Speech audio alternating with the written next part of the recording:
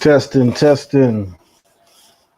Shalom, family. Shalom. Can everybody hear me loud and clear? If you guys can hear me loud and clear, Testing, testing. type of one in the room. Type of one in the room if y'all can hear me loud and clear. I'm looking at the feed online. It looks blurry as hell. It looks blurry as hell. Is it blurry? If it's blurry, I'm gonna just shut this down and we just gonna start back up another day because I don't know what the hell going on. I don't know if it's my internet, but it looks kind of blurry on my end. What about you guys?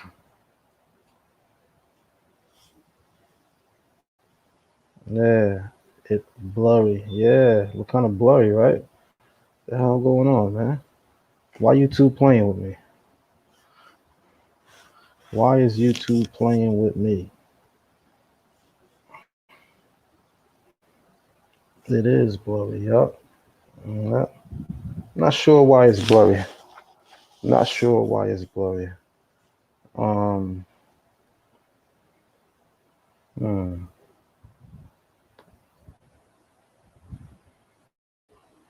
Well, that's fine. That's fine that it's blurry because I'm gonna just make this screen bigger.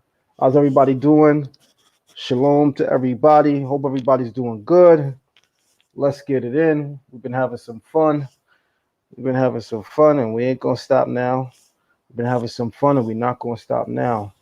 About to load up this PowerPoint. Just asking everybody. You guys know what to do by now. Thumb up the video, family, and share the live. Thumb up the video and share the live. I'm gonna give you guys a Medu Neter presentation today. Give you guys a nice Medu Neter presentation today. Shout out to my brother Islam Mahdi. Thank you, brother. I got your contribution already. I got your donation. Thank you very much. Shalom, Northern Bell, Lay Monaco, William, Big Measy, Tammy, Tamika, William, Tamisha. I see y'all. I see y'all. Do a nice little presentation for you guys on the Medu Neter that I think you guys are going to enjoy. Let me see. Is it still blurry? Is it still blurry? Hell going on over here? Yep, still blurry. Hell going on over here? All right. So we're going to scratch that. Not sure what's going on, but we're going to scratch that. We're going to scratch that. We're going to scratch that.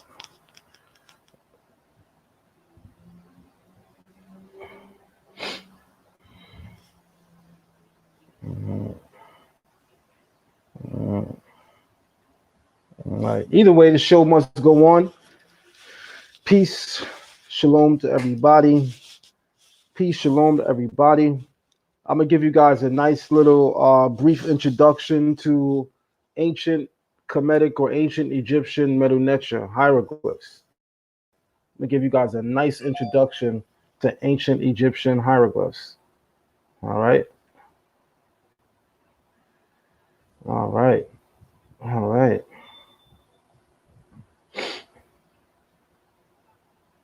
Oh, thank you very much, William. I got your contribution as well, your donation. Thank you. That just came in. All right. That definitely just came in. All right. Again, just asking everybody to thumb up the video and share the live. Just asking that everybody thumb up the video and share the live. Thumb up the video and share the live, family, because we are definitely about to go in.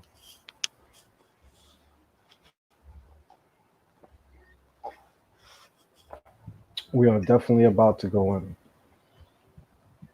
All right. Just waiting on more people to get in so we could get started soon. Just waiting on more people to get in so we could get started soon. I have a nice little Medu Neter presentation planned for you guys.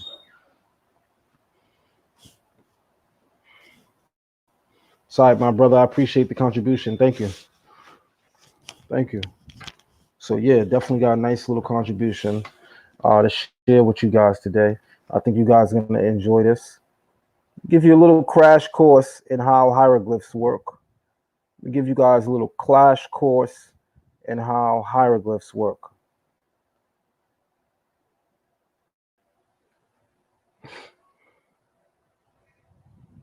Oh, wow. All right. Thank you very much, Ebenet Smith. Thank you very much. If you on the live right now, comment so I can see you. If you on the live right now, comment so I can see you. Thank you very much. Yeah, definitely got to get with this new server. Thank you. Really appreciate that. Really appreciate that. Thank you very much.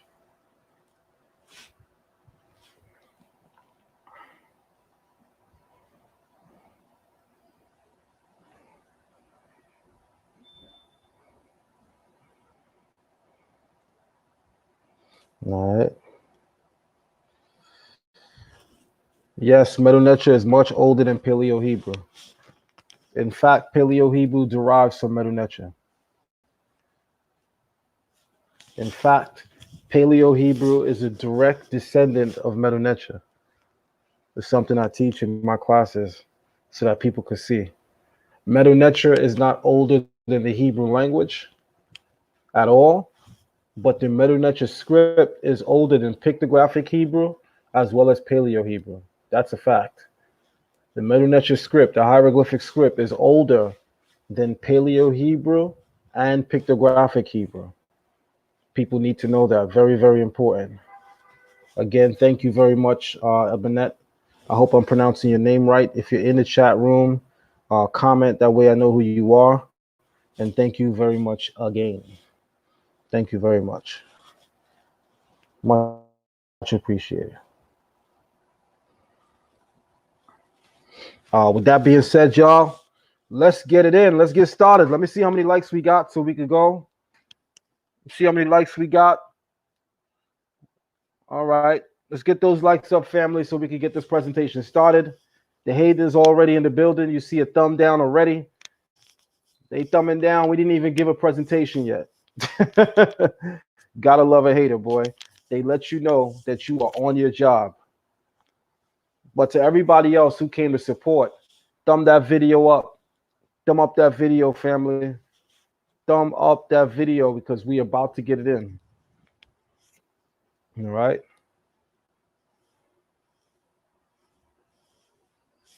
Thumb up that video, y'all. Definitely about to get it in. Thumb up the video so we can get started. Thumb up the video, y'all. We got a couple more to go, y'all. Everybody thumb up the video and share the live so we can get started. About to go into my first slide. About to go into my first slide. All right. About to go into my first slide. Let me ask you guys a question real quick. What do you guys know about Medu Neter? What do you know about the Medu Neter?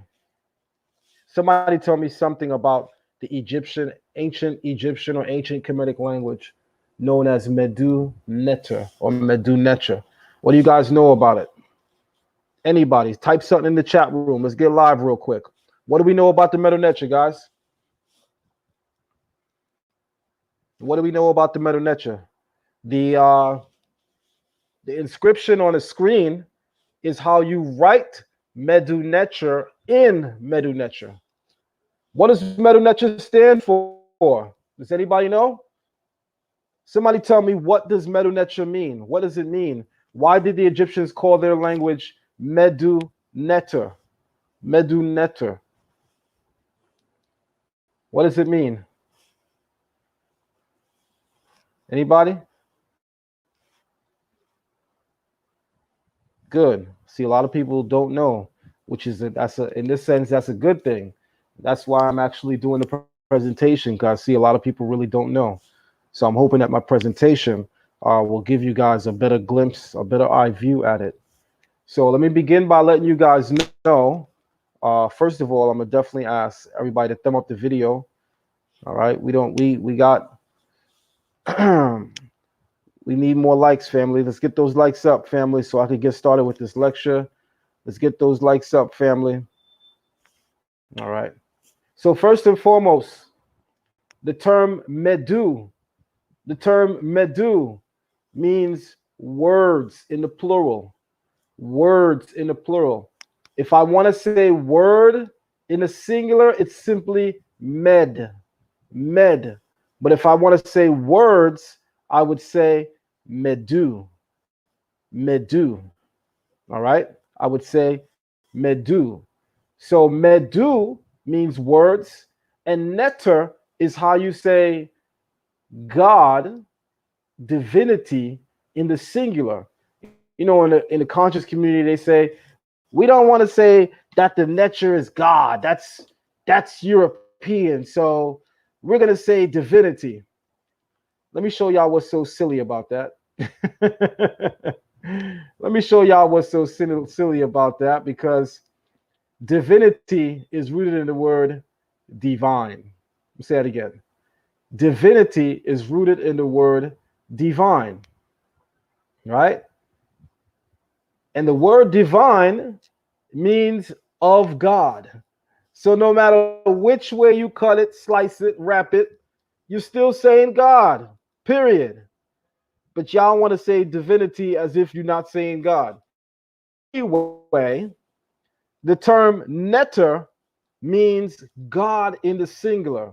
So Medu Neter or Medu Neter translates as words of God or God's words. God's words or words of God's, either or. God's words or words of God. But I have a question for you guys. The way to say God's in the plural would be neteru or necheru. If you want to say gods in the plural, you would say neteru or necheru. So somebody tell me, what can we learn about the ancient Egyptians just by knowing the name they call their language, in light of the fact that they call it Medu Neter, God in the singular? What does that tell us about the ancient Egyptian mystery system? Somebody tell me. Somebody tell me what we can learn from that alone. The fact that the ancient Egyptians used the term God in the singular to refer to their language. Somebody tell me, what can that demonstrate?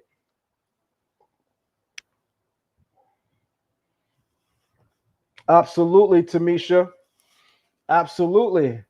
Because it's perfectly demonstrative of the fact that at the most ancient periods of time in the Egyptian state, the people of Kemet were more monotheistic in their theology.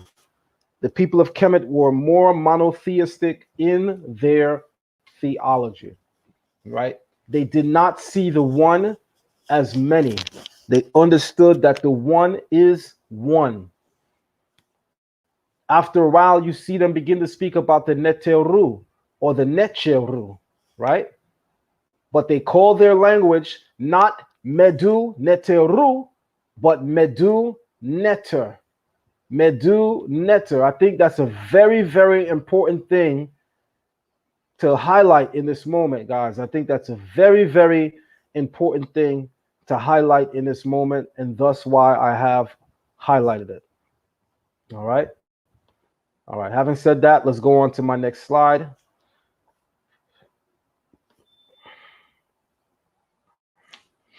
Make sure everybody can see that screen clear. Make sure everybody can see that screen clear. All right. So if you guys know Hebrew, this should be easy. And if you don't know Hebrew, you need to sign up for my Hebrew class, because this particular chart matches Medu Neter with Hebrew.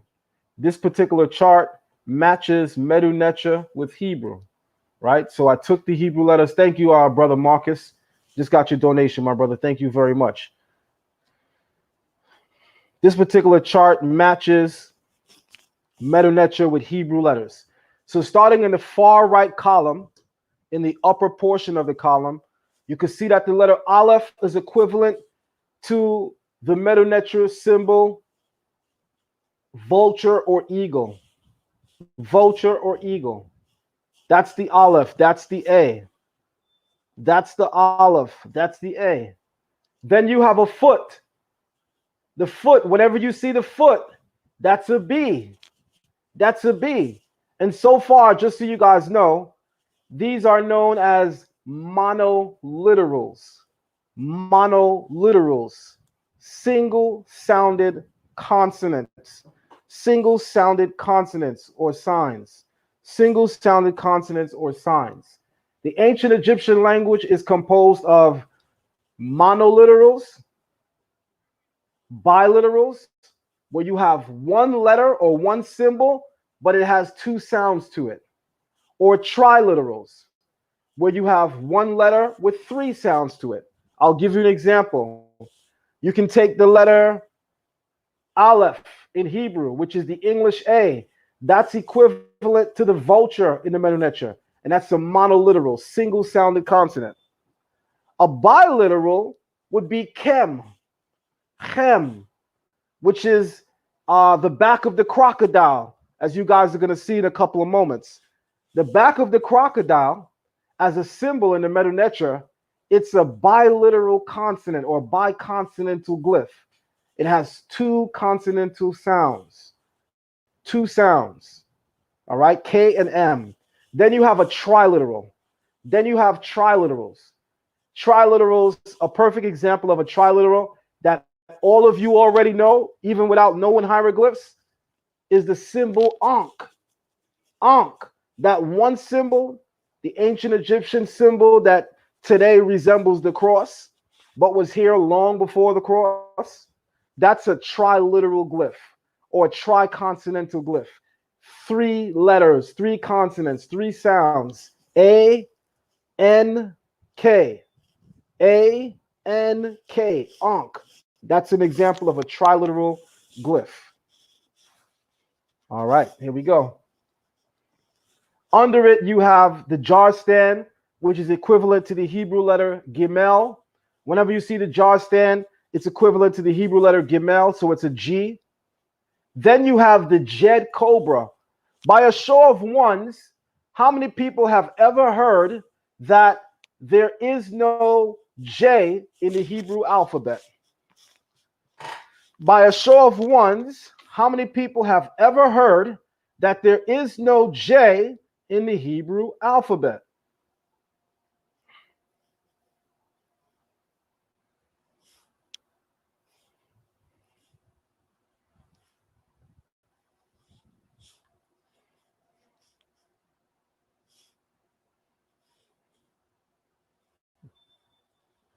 All right. Well, what if I was to bust that theory right on its head by contradicting it live and proving it? What if I was to tell you there is a letter in Hebrew which is a variant of the J sound? Ooh! Huh? What if I was to do that? Yeah, we're going to shake the community up today, boy. We're going to shake the community up a little bit today, boy. Watch this, y'all. The second letter, Gimel, matter of fact, let me blow the screen up a little bit because I want everybody to see this. So let me blow the screen up a little bit more so that everybody can see.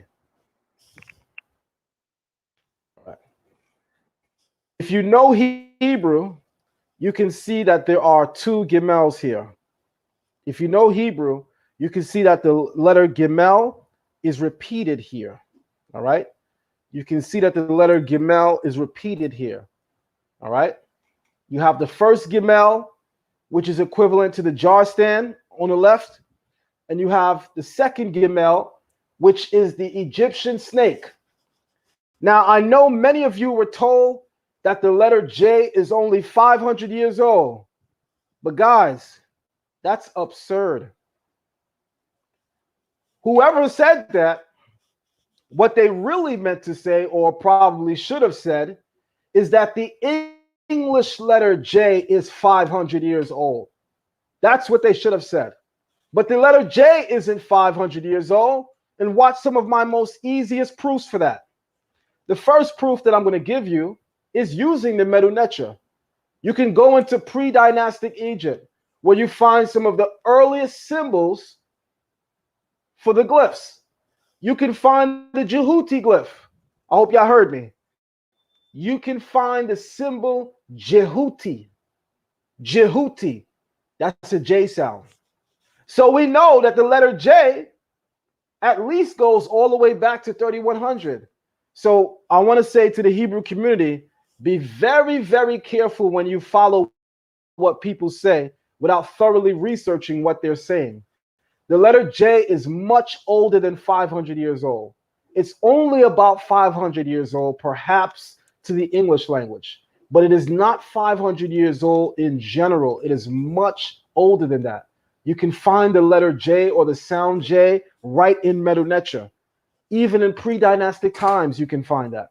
Also, we refer in Hebrew, we speak of an angel. His name is Gabriel. Let me say something to you guys. Does anybody know what a Yemenite Jew is? Who knows what a Yemenite Jew is? If you've ever heard of a Yemenite Jew, just type a one in a chat room real quick. I just want to make sure that this is interactive. I want to make sure everybody is following me. If you've ever heard of a Yemenite Jew, type one in the chat room. All right, y'all. So watch this. Yemenite Jews, as you guys should know, look very much like Ethiopians. Yemenite Jews, as you guys should know, many of them look very much like Ethiopians. Because what you should know is that what we're calling Yemen today, all of that used to be part of ancient Kush, ancient Ethiopia. Remember, the Bible refers to Sheba, the Kushite or Ethiopian queen. The Bible calls her the queen of Sheba. Sheba. Sheba is in and near, adjacent to the Arabian Peninsula. Yemen was even parts of Sheba. So in looking at Yemenite Jews, which I'm pointing all of this out to remind you guys that Yemenite Jews are Jews of color. Yemenite Jews are Jews of color. All right, meaning you can call them black. Having said that, they pronounce the letter Gimel, watch this, as a J. That's why you see in this chart the cobra, which is the fourth symbol in the far right row from the top. You see it equivalent to that second Gimel. That cobra is a J sound. In fact, the cobra is called Jed. It's called the Jed symbol in the Medu Neter. I'll get into the meaning after we deal with this. The equivalent Hebrew letter now would be the Hebrew letter Gimel. The Hebrew letter Gimel has an alternate sound. Most of you know already who know Hebrew that there are various letters in the Hebrew language with double sounds. However, a lot of us may or may not know that there are actually more letters with double sounds than we are aware of which Gimel is one of them. The letter G or the letter Gimel can also be a J. Remember what we say in our oral tradition. We say that the Hebrew language is the source of all languages. So, if the Hebrew language is the source of all language, there shouldn't be a sound in another language that the Hebrew language doesn't already have. I'm going to say it again. We say in our oral tradition that Hebrew is the source of all language. So there shouldn't be a sound or consonantal symbol in another language that we don't have an equivalent for. So the Yemenite Jews pronounce the letter Gimel as a J, which is interesting because what you guys should know, who we call the angel Gabriel, you can go in the Quran. Hold on, because I got it right here. Let's have some fun with this.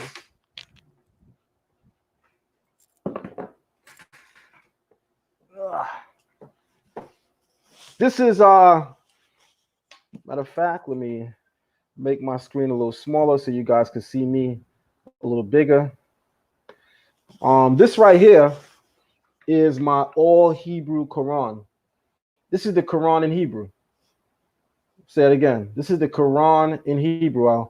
Looks like my screen is a little blurry, so y'all might not be able to see it that well. But this is the Quran in Hebrew. This is the Quran in Hebrew. All right. Now, everywhere that you find the name of the angel Gabriel, everywhere that you find the name of the angel Gabriel, in the Quran, they call him Jabril. I hope y'all hearing me.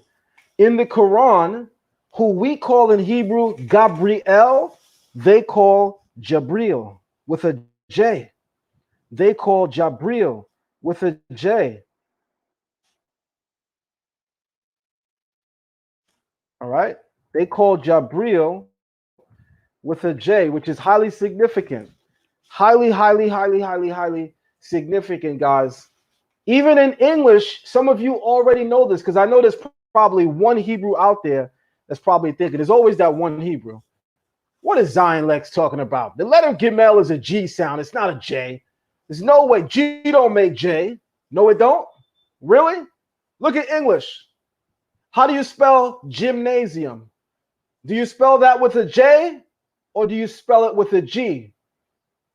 And since you know you spell it with a G, now ask yourself a deeper question. Where did you even think that came from?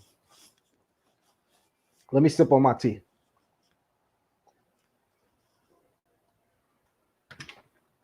How about the word geometry?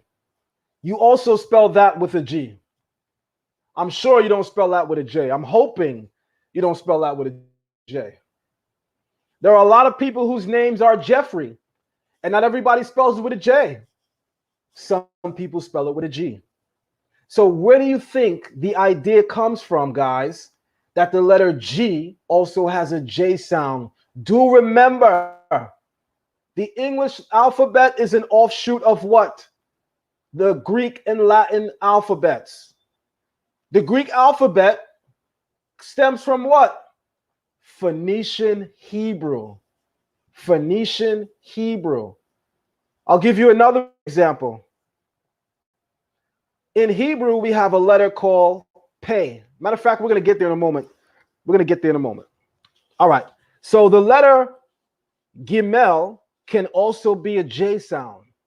So I'm just throwing little gems at you guys in the hopes that some of y'all might want to actually join my Hebrew class, because I won't be doing this online again, going into our language like that. I reserve this for my class. But I'm just trying to spark enough interest for you guys to see how much you can learn. All right. I'm not going to go through all of it. I'm going to tell you, I'm not going to go through all of it, because if that's the case, there's no need for me to hold these classes. But I'm going to give you enough that should spark your interest in it. I'm going to also say this. Does everybody see the Jed Cobra symbol next to the Gimel? Does everybody see the Jed Cobra symbol, which is next to the Gimel? If you can see that, type of 1. If you can see that, type of 1. Don't forget, as you guys are coming in, thumb up the video and share the live. Thumb up the video and share the live, y'all, as y'all coming in.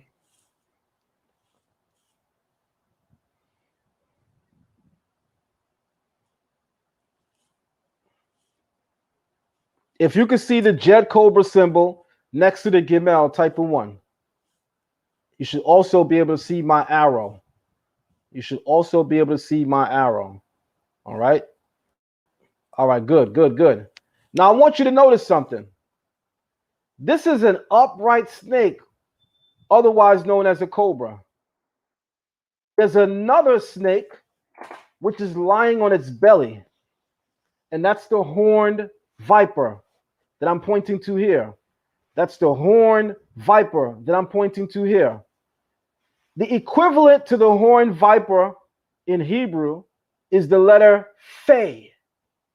The letter Fe, as in Fe Sufit. The letter Fe. But the letter Fe, the F, the letter Fe, which is an F, began as a Pe, which is the symbol above it. Began as a Pe. So once again, where do you think the idea comes from in English where PH now gives you F? When you want to spell physical or physique, do you spell that with an F? Hopefully not. You should be spelling that with a PH. Where does English get the idea that when you join P and H, that becomes an F? Well, I'll tell you where they get the idea from. It's called in Hebrew the letter Pe, which if you were to spell it in English, that would be P-E-H, or without the vowel, P-H. The letter Pe is also the letter Fe in Hebrew, meaning the same consonant that gives you P in Hebrew also gives you F. And that letter is called Pe. So that came into English as when you take the letter P and join an H to it, that now becomes F. But I'm demonstrating to you where that came from. The source is Hebrew. All right.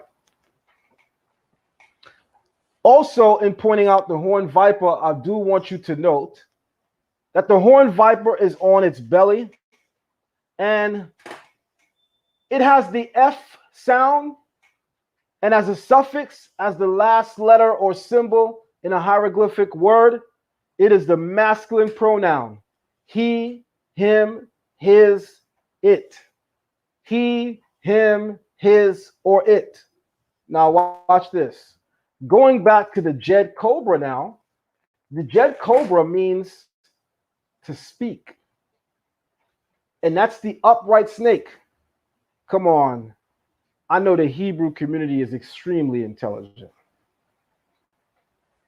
Because if you're paying attention, guys, the language of Kemet preserves parts of the biblical narrative. I'm going to say that again. If you are paying attention, you should have realized that there was a powerful connection in what I just said. Because it's not the snake that's on its belly, the horned viper, that means speech, but it's the upright snake that represents speech in ancient Kemet, to which I have a question. In what biblical story do we learn about an upright snake that was speaking? This is why I say great minds see commonality while small minds focus on the things that divide us. While we're arguing tooth and nail about the things that divide us, there's a greater commonality that we should be paying more attention to, which points to the fact that these traditions have a common ancestor. The Bible calls that man Noah. The Bible calls that man Noah. Instead of fallaciously and sillily arguing whether or not someone plagiarized from someone else, how about begin to consider the possibility that there might be a common ancestor that these different cultures have in common from which they get their traditions, and that's why parts of their story are the same. Everybody can't think on that level, though, and you can't expect them to. All right.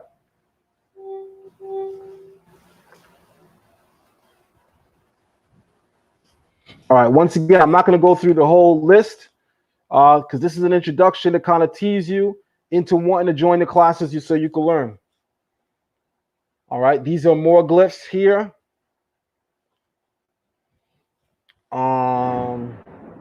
Okay, I'll blow up some of these because I'm about to talk on some of them. All right. Every Egyptian king has 5 real names, as you're about to see in a couple slides. One of the main real names that you encounter is his Nisut Biti name. This plant is called the Su plant. It forms the word Nisut, which is sometimes simply translated as king, or the literal translation is he of the sedge, because Su is also a masculine pronoun, he. And if you want to be really, really technical, it means he of the sedge. The bread loaf beneath it gives you the T sound. So the plant, the Su plant plus the bread loaf gives you Nisut. Gives you Nisut, which is also the word for king. Guys, as our brother stated, and he's absolutely right, and I'm glad he said it, this type of information is priceless. So I adjure you to show your brother love, show your support.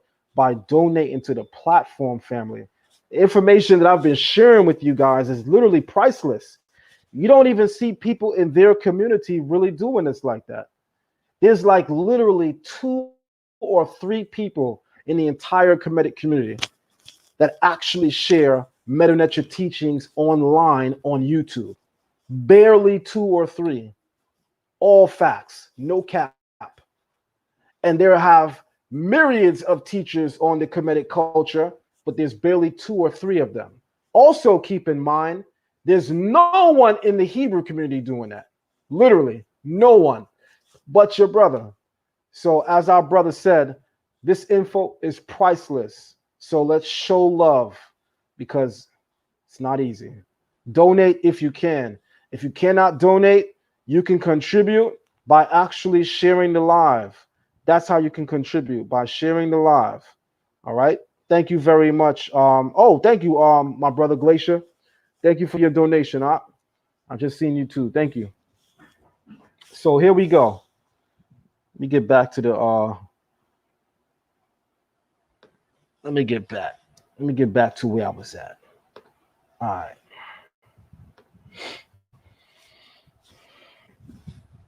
So once again, Nisut, and everyone sees the wasp or the hornet, otherwise known as a bee. That's literally the glyph for bee, and it's this B sound. And under it, again, you see the bread loaf or the semicircle. That's the T. So together that says Nisut Biti. A perfect literal rendition of what that means is he of the sedge, that's Nisut, and he of the bee, Biti. But it's mostly rendered as king of Upper and Lower Egypt. King of Lower and Upper Egypt. All right. You see the Ankh here, which is a symbol of the tricontinental or trilateral glyph that I spoke of earlier. You see the term Nefer. Nefer can mean handsome. It can mean beautiful. It can mean good. This is also a triliteral glyph. NFR, Nefer. NFR, Nefer. All right, NFR, Nefer. Thank you, Kendrick. I just seen you too, my brother. Thank you. Then you have Mes. Mes is a biliteral glyph, M and S. It's 3 foxtails tied together. If you look close at the screen, you can see my arrow pointing at it so you know where we're at. Mes. All right? Mes. Over here is Sa, which is a duck, which means sun. Sometimes it's joined with Ra as a title for the king, where the king is called the Sa-Ra. He has a Sa-Ra name. Sa means sun. Ra is the sun, S-U-N. And the Neter. So Sa-Ra means son of God or son of Ra. Sa-Ra means son of God or son of Ra. Now watch this.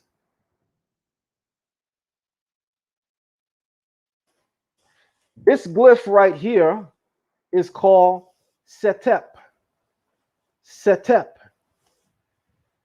I've heard so many Kemetic teachers say that one of the reasons why the Bible's ideology is wrong for Black people and for humans in general is because we have an ideology in the Abrahamic faith, they say, where we consider ourselves a chosen people. And they say when you walk around acting like God chose you or God chose your people, you start thinking you're better than others. And when you start thinking that you're better than others, you put yourself in a place to commit atrocities against others or to overlook the needs of others and not see people as human beings or equal to you. So they said that this chosen concept is bad. Really? Because every single Egyptian king is called Setep and Ra, chosen of Ra. This is why y'all got to learn the hieroglyphs. This is why y'all got to learn the hieroglyphs. Because when they start talking that nonsense, you can shut them up in less than 7 seconds. Oh, stop right there. Because if that's the case, how come every king is called a Setep and Ra, chosen of Ra? I thought a chosen concept is bad. You could shut them up immediately. I hope you guys are starting to see part of the reason why it is powerful for us as Hebrews to learn the Medu Neter, because you could stop them from teaching in a very pseudo way.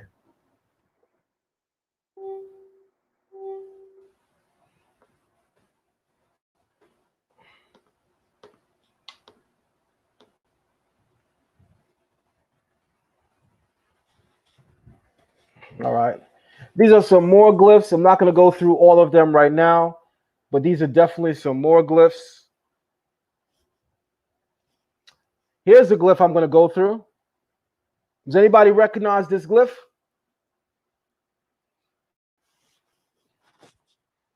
What glyph is that?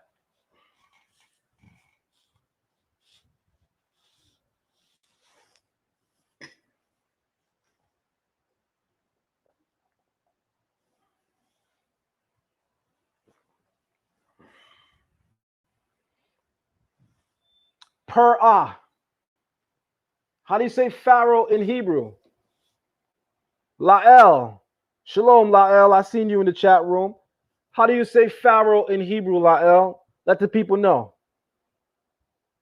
How you say Pharaoh in Hebrew? That's right, Malak. Per-ah. And per-ah means great house.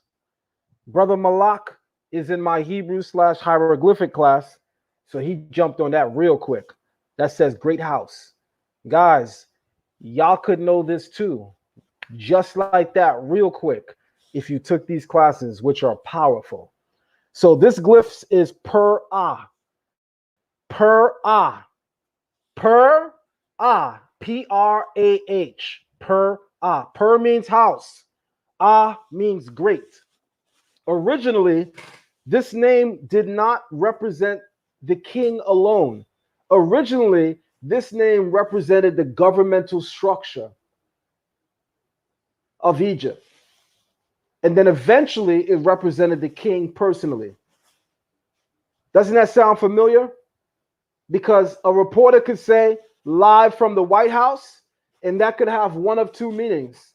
A, they could be speaking with the president, or B, they could be speaking with a member of the presidential cabinet. I'm going to say that again. A reporter can get on TV right now and say live from the White House, and that can have one of two meanings. They could be speaking about dialoguing with the president personally, or a member of the presidential cabinet. Well, you need to know that ancient Kemet or ancient Egypt is where they got that idea from, because the term per-ah at one time referenced the entire governmental structure, and then it evolved to refer to the king alone. So sometimes you might hear in the conscious community some of their pseudo teachers say, we didn't have pharaohs, that's Greek. We had, the king is called a Nisut. No, y'all have pharaohs. What the hell are you talking about? Of course you had the title Pharaoh. It's called per-ah. Stop trying to be so smart and overdoing it. In the words of my children, you're doing too much.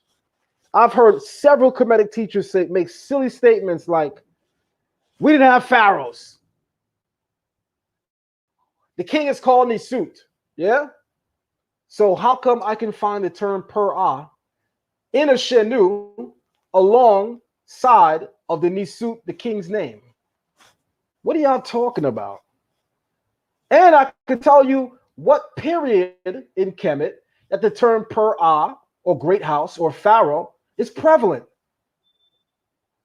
The term per-ah you see replete throughout for the first time beginning in the middle of the New Kingdom period.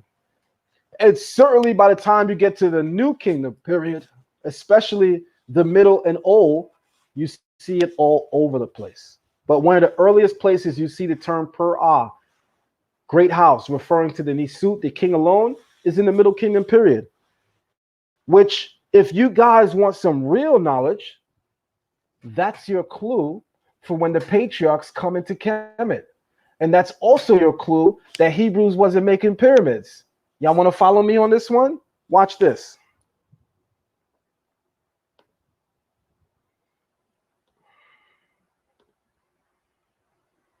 The very fact I'm gonna ask everybody to thumb up the video and share it live.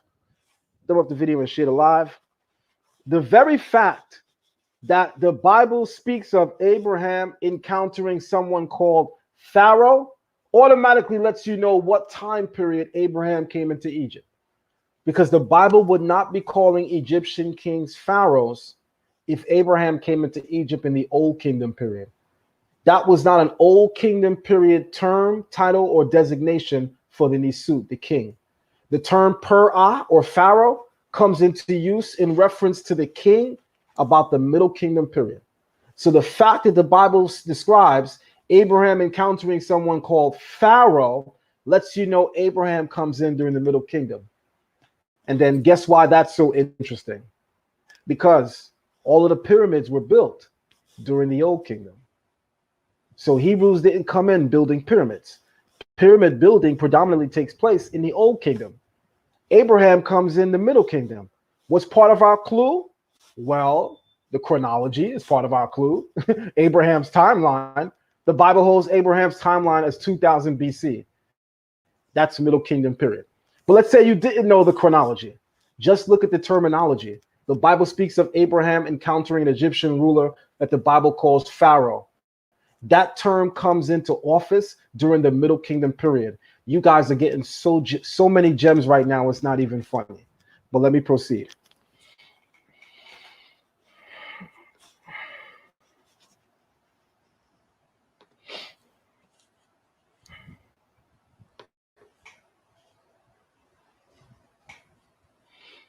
Who is this woman? Anybody recognize who this woman is in ancient Kemet? Who was this woman, guys?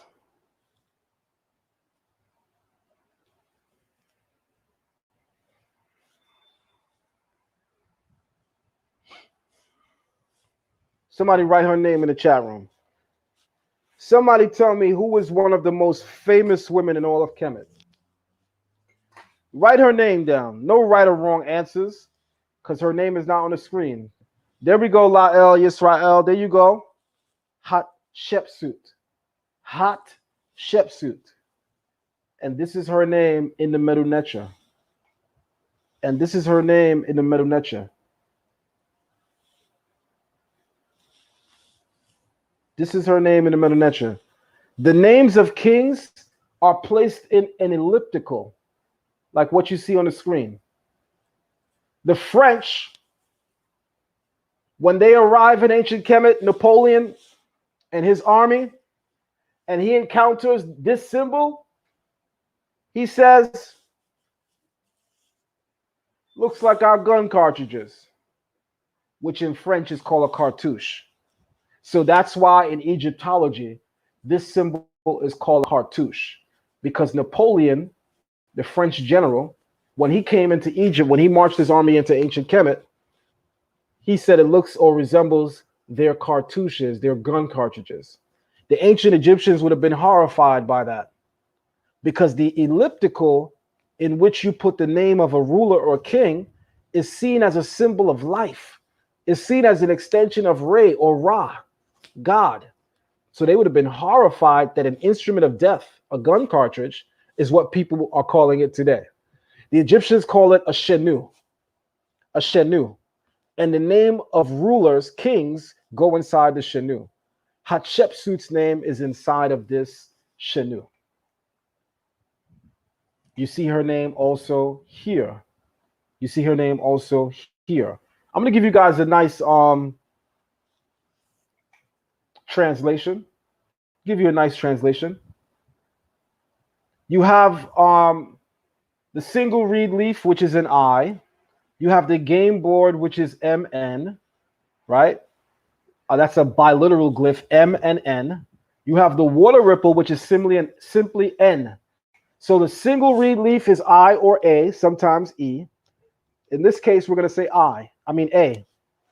The game board, which looks like a chessboard with pieces on top, that's a biconsonantal glyph or biliteral glyph, M and N. So far you have Imun, Amun. And then you have an N. So you add that to the first one, Amen, Amun. As many of you know, this is the deity that comes to be known eventually as Amun-Ra. But what you guys should know, in the earliest periods of Kemet, these were worshipped as two separate deities, Amun and Ra. At one point during Egyptian kingship, during the New Kingdom period, the priests of Amun and the priests of Ra are quarreling among one another to the extent where even blood began to shed. They harmonized their difference of spiritual ideology by joining the two deities, which is why you know them today as one person, Amun-Ra. But in the earliest periods of Egypt, these two, or this person, Amun-Ra, was worshipped as two separate deities. Amun, which means the hidden one, and Ra. You should also know, in the earliest periods of ancient Egyptian history, Amun, the hidden one, you could not have any physical representations of him. You could not make anything representing him, anything that is in the heavens, anything that's in the earth, anything that is in the waters. Doesn't that sound familiar? Again, pointing to the fact that at the earliest periods, the people of ancient Kemet were more monotheistic because you were not allowed to make images of Amun in the earliest periods of ancient Kemetic history. And Amun means the hidden one. And some people even view him as the father of all the gods. So Amun and Ra were originally two separate deities. During the New Kingdom period, their priesthoods were warring among one another, and they decided to harmonize their disputes by joining the two deities into one, and that's why you know them today as Amun-Ra. I hope you guys again appreciate that, because people in the Kemetic community aren't even doing what you see me doing right here. All right, let me move on. There's a lot that I want to go through. This particular name, everybody should know, especially in the Hebrew community. Everybody should know this particular name, especially in the Hebrew community, because he's a very famous ruler, very famous pharaoh, very famous king. Don't forget, family, to thumb up the video and share it live. Also, family, do not forget to donate and show your love. Remember, we're asking you guys to donate for the duration of the summer because we want to make our Hebrew and Torah classes free for our children ages 7 through 17. We want to make our Hebrew and Torah classes free for all children ages 7 through 17. So we do that by your support. If you guys support enough, we're absolutely able to do that. This king, I'll give you his name. This king is known as, starting from the bottom, you have a falcon seated with Ma'at, right? The symbol of Ma'at, right? Looking like it's protruding from its knees or legs. Then you have the sun disk of Ra with a cobra on the head as a headdress. This is the deity Ra. This is one of the representations of Ra. So far, whoever this king is, his name begins as Ra. The next symbol are 3 foxtails tied together.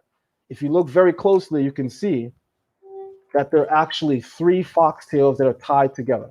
1, 2, and 3. The 3 foxtails tied together is a biliteral consonant. It gives you the sound M and S. M and S. So it's mess. Mess can mean to give birth, child, even son, or children. So far you have Rames. Rames. Then you have the folded cloth, which is an S. Folded cloth, which is an S. So together, this says Rameses. Rameses. Below, this is the doorbolt, which is a Z. So again, you have Rameses. Rameses. The reason why we read this verse and not the top verse is because of something called honorific transposition. Somebody write that in the chat room so everybody could see what I'm talking about. I want you to actually look at the words so that they're ingrained in your mind as I'm speaking. So somebody in the chat room write honorific transposition, as in to transpose, to change positions. Honorific transposition. Somebody write that in the chat room.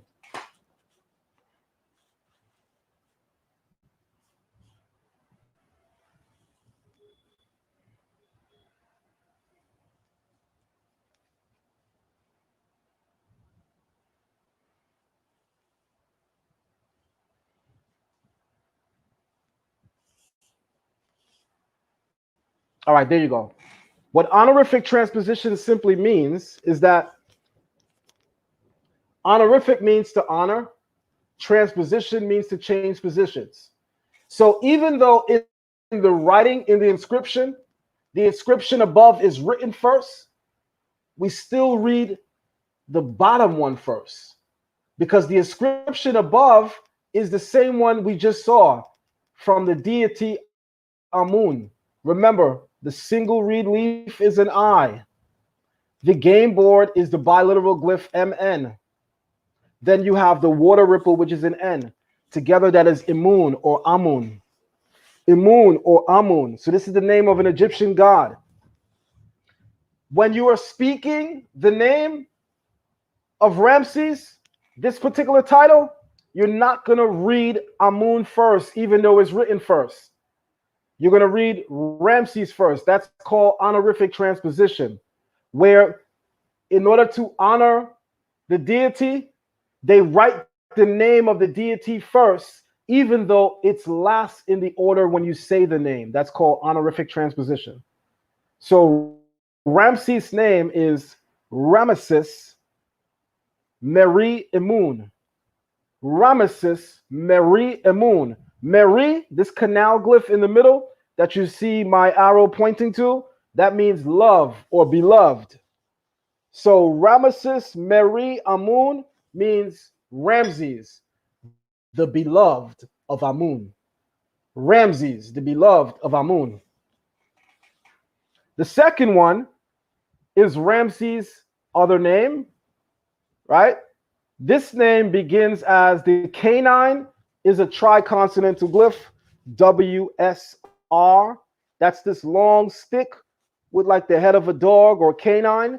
That's the triconsonantal glyph, WSR, Vizier. It means mighty, strong, or powerful.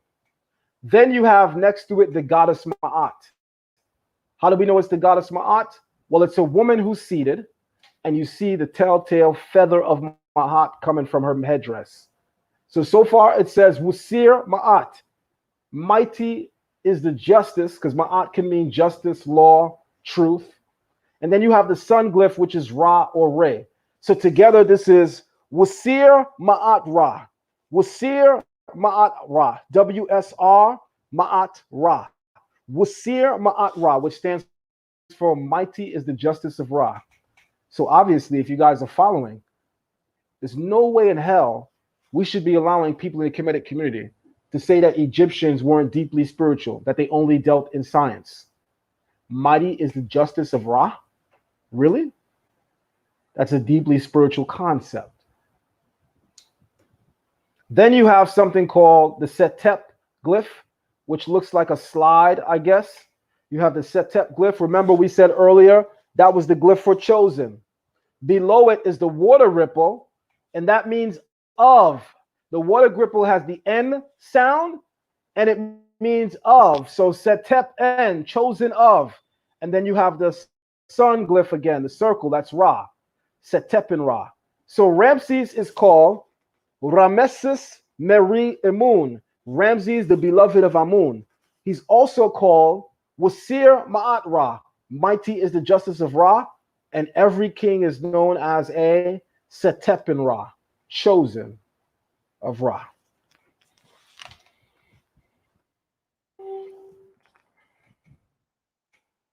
Let's have some fun with this.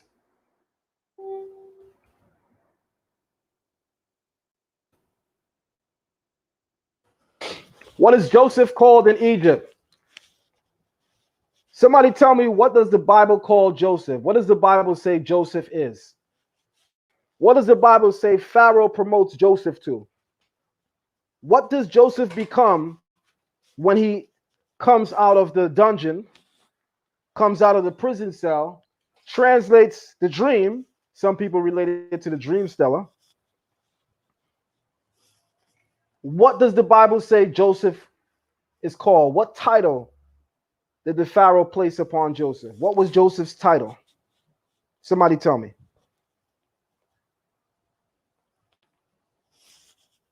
Let's put that in the chat room, guys.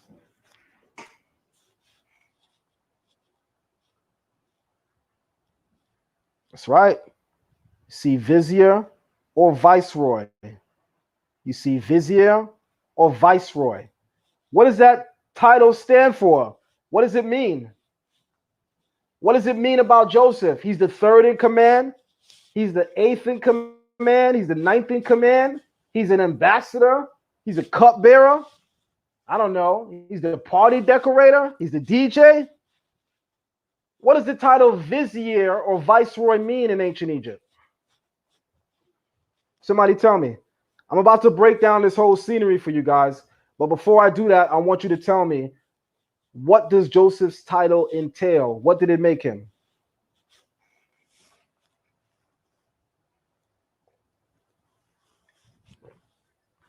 That's right. Second in command. I hope everybody saw that. Second in command. Second in command. All right. Now, what direction do we start reading hieroglyphs in, everybody? What direction do we start reading hieroglyphs in? Looking at the screen right now, where would we begin reading hieroglyphs? Would I start in the bottom over here to the left? Would I start in the middle? Would I start in the top left or top right? Bottom right? Where will we start? And more importantly, tell us why. Nope. We will not start reading in the left. Somebody from my Hebrew class, tell us where we're going to start reading and tell us why. Somebody from the Hebrew class, type in the chat room what direction we're going to start reading and tell them why. Don't forget to tell them why.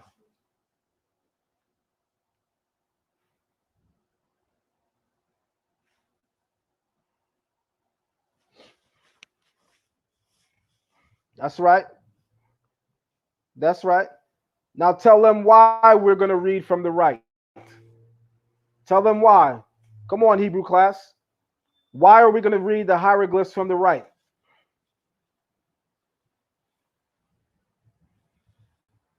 That's right. Because if you look, everything in this depiction, in this scenery, they're all facing right. The man is facing right. The recumbent lion over here is facing right. The outstretched hand is facing right. The owl is facing right. The hen is facing right. The quail chick is facing right. The seated man is facing right. Hieroglyphs are read in the direction that everything is facing. Priceless information, guys. Hieroglyphs are read in the direction that everything is facing. All right? Hieroglyphs are read in the direction that everything is facing. So watch this, guys. In going to that, we're going to do this really quick. I dislike when people trying to text me when I'm trying to go in. Most of y'all can see me going online. So why are you texting me? Please, guys, if you see me online, don't text me. I'm online. All right, here we go.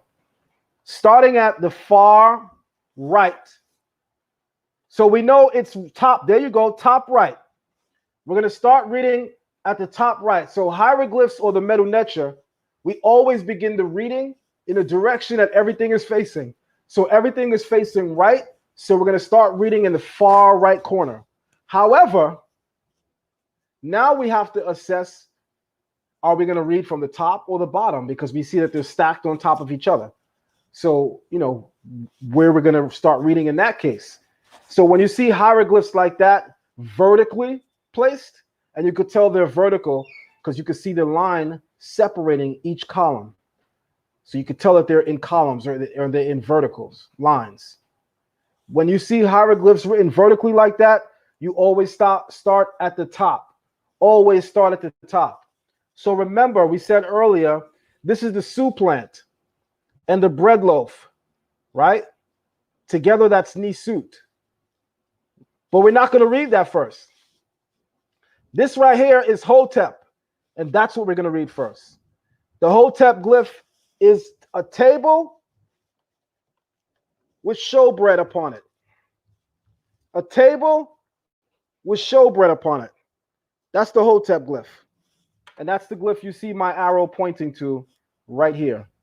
And I'm sure when I look at the screen, you can see my arrow pointing right to it. This is the Hotep glyph, all right? The triangle below the Hotep glyph, that's DI. Hotep in the Medu Neter means offering. The triangle below it is D or DI, and it means to give. So this says Hotep D Nisut. That's how we read it.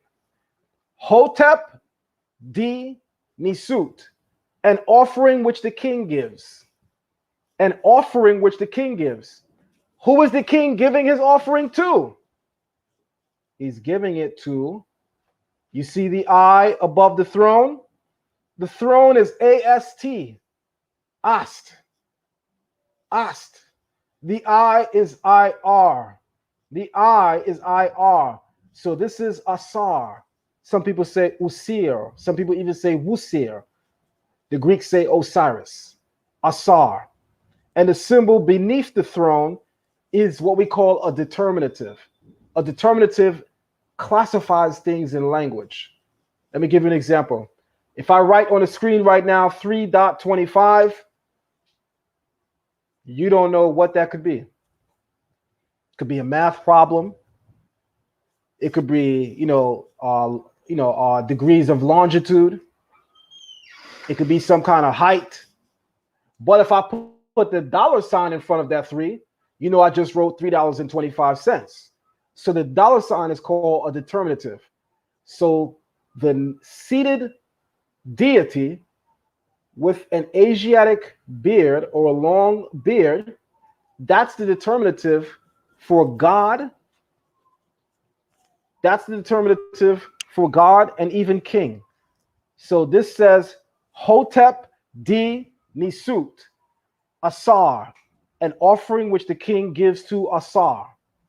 The second column from the right, beginning at the far top, is a bowl. And that's a biconsonantal glyph, NB. NB, which is Neb. Neb is translated as Lord or Master. Then you have the Jed hieroglyph, DJED, Jed, or the Jed pillar. Then you have the hand, which is a D, and the quail chick, which is a U or a W.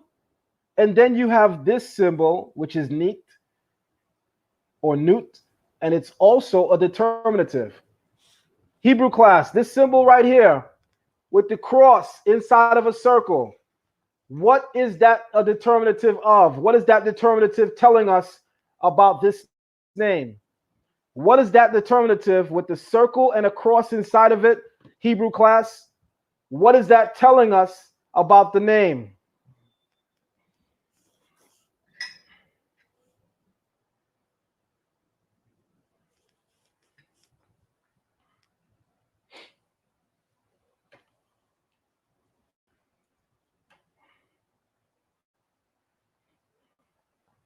Y'all rusty. Oh, y'all slow with y'all hands typing. Come on.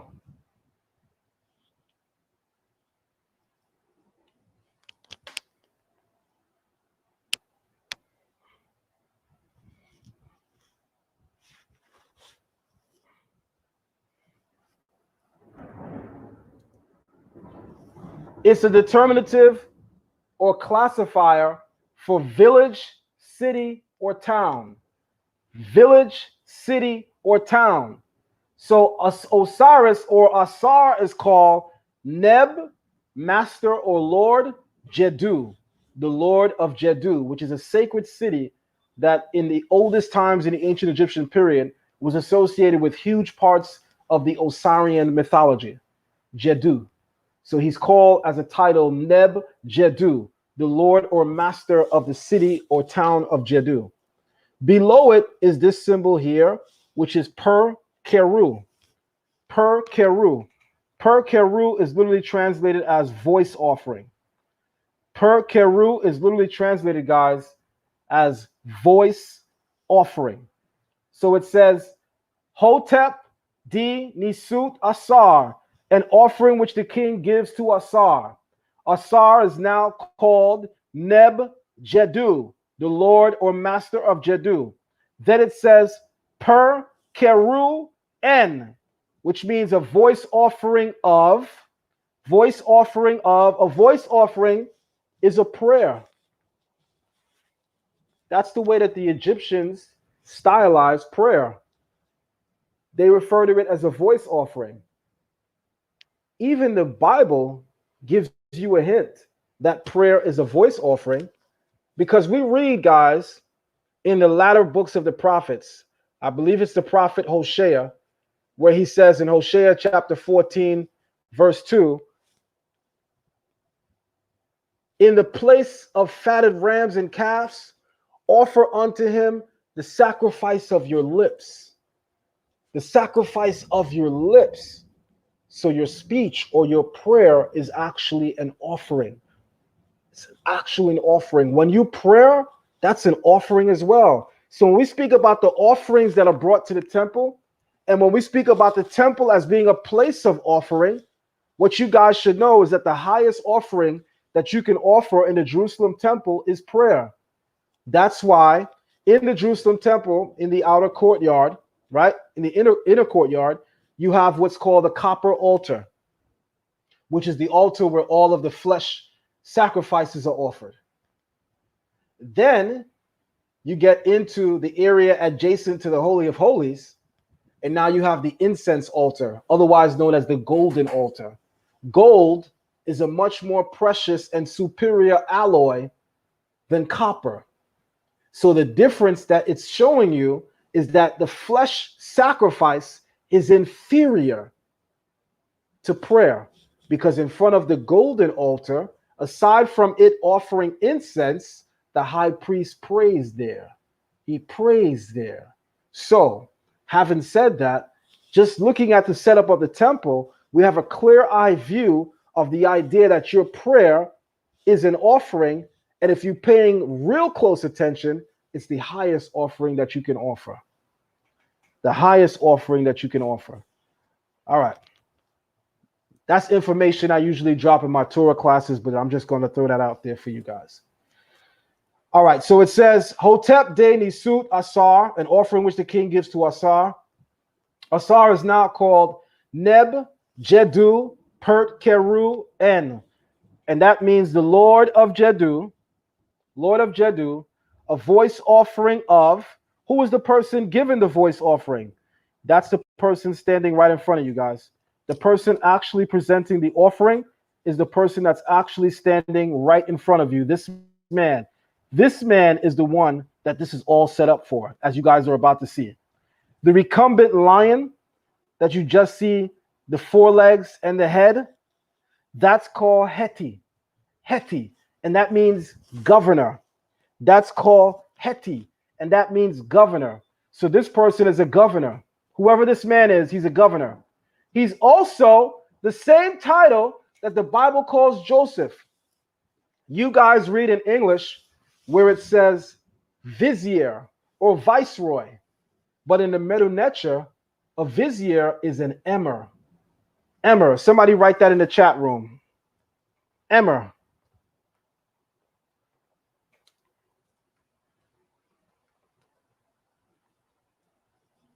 A Vizier is called an emir.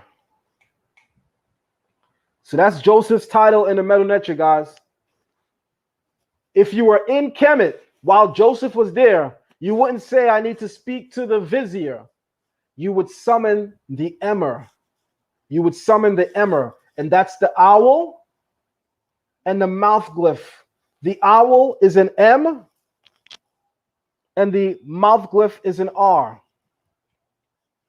The owl is an M, and the mouth glyph is an R. So again, this person's title, whoever this guy is, he's called a governor, and he's also called an emir. So he's also a vizier. But this guy is well decorated, because below the owl, you see a flag, which is the Egyptian symbol for God, Neter. This is how you write God in the Medu Neter. It's a flag, Neter. Then you have in the rear of it, or to the left of it, you have the Hem glyph, which is a glyph that resembles like a bat. That's the glyph you see me pointing my arrow to. That's the glyph for servant or slave. Together, it's called Hem Neter, again employing honorific transposition, because the flag is written first, even though the name is Hem Neter. And that's because you're honoring the deity, you're honoring the Neter. So this is Hem Neter. Hem Neter is how you say priest. The definition of an Egyptian priest is that he's the servant or slave of God. If any of you know my Hebrew name, that's my name in Hebrew, Avdiel, servant or slave of God. In the Egyptian language, that title is a priestly title, Hem Neter, slave of God.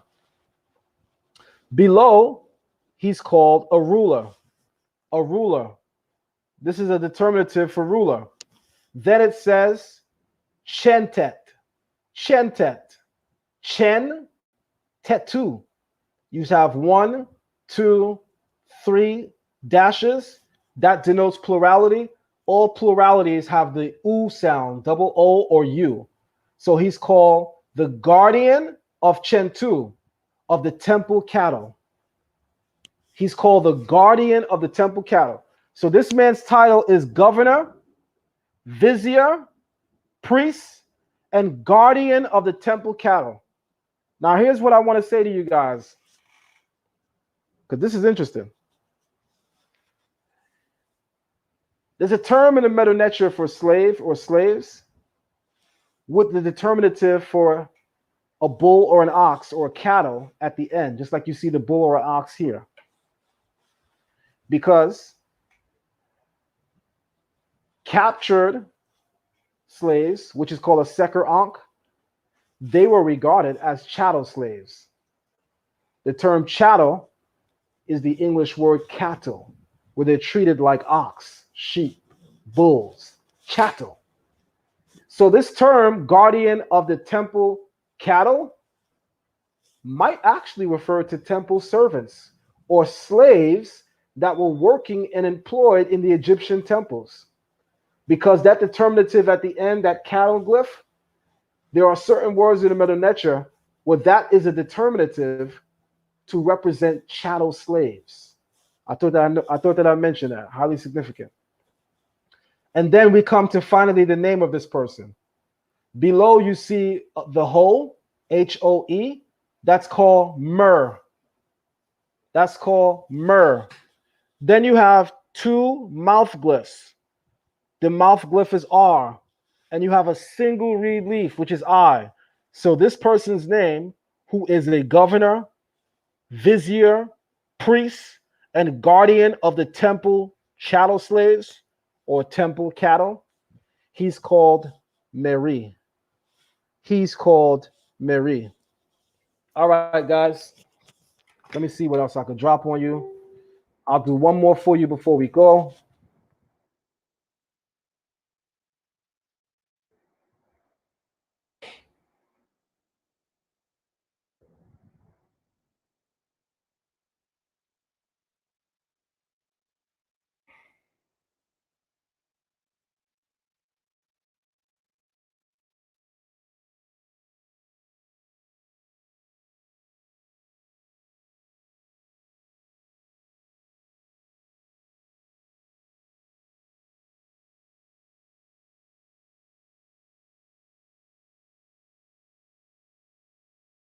All right, I'll drop this one on you.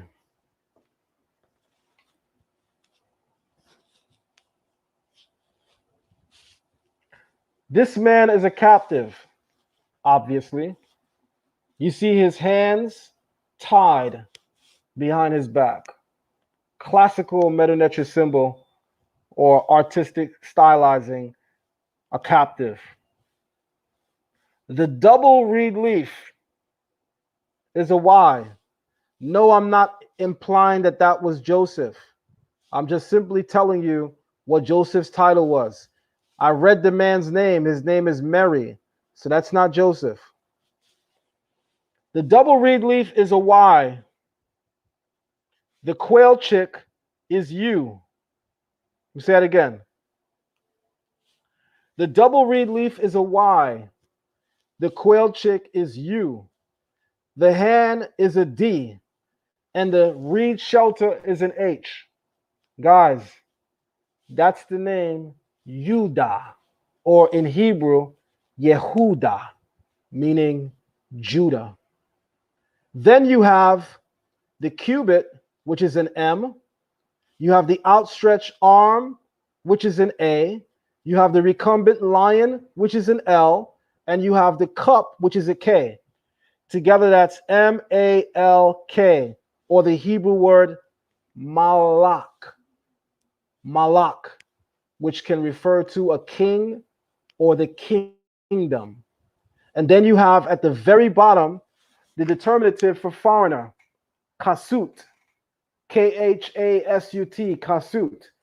So this person is called the kingdom of Judah, because this person represents an entire group of people that were captured and enslaved by the Egyptians. This is a relief of the 22nd dynasty of Shishonk, or the biblical Shishak.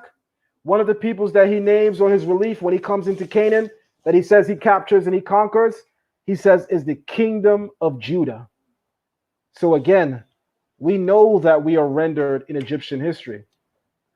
When Shishak throws up his reliefs, he has on the relief that he conquers the kingdom of Judah. Judah Malak. Judah Malak. Or in Hebrew, Yehuda Malcha, which is the kingdom, guys, of Judah. I'm not going to give you guys too much more than that, but I will tell you, sign up for these Hebrew classes. I have 51 slides here. 51. But I'm only going to give you a taste. Because if I give it to you all here, the people in the class is going to be like, yo, man, we paying for what you giving out on free on YouTube, man.